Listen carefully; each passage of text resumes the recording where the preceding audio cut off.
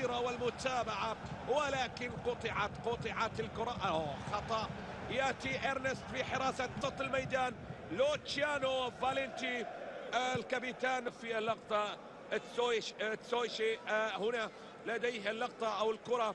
سويشي وتنابي يلعب الكرة. نصف ساعة لدينا الخطأ، كرة منقولة. ديارة اللعب في أرضية الميدان، فصلت بين الضربتين. شايف في مثل هذه المواقف يعني التوقفات أو من خلال شخصية الفرق الكبيرة وقف عليه الأمور عليها المباراة. أو لعب الكرة مرة أخرى إلى الجهة اليمنى. أنيس حاج موسى الجزائري يقف بكيلوتشيانو. الكرة إلى أنيس، خطير الماضية التي جاءت لمصلحة راسينيو بعد الكرة الخطيرة لدى الياباني واتنابي. عادت الآن أنيس حاج موسى يحاول يعدي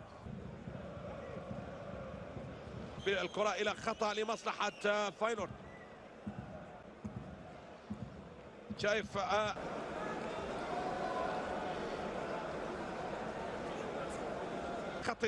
خطيرة هذه اللعبة إلى أنيس حاج موسى الجزائري بالكرة التي تصل إلى أنيس حاج موسى الجزائري في الميدان. الجزائري يلعب الكرة بشكل رائع، جول خطير إلى أنيس حاج موسى. أنيس الجزائري بيحاول يعدي في الميدان من قبل الفرنسي فاينورد. الكرة الآن أنيس حاج موسى، لكن في الحيط أنيس حاج موسى. أنيس بيعدي خطيرة أمام لوكاس، الآن خطيرة لكن إلى خارج الميدان. شايف اللقطة الماضية والعرقلة. نعم كما نشاهد المرمى. جانسن كان صاحي لها في اللقطة الماضية، التسديدة في الزاوية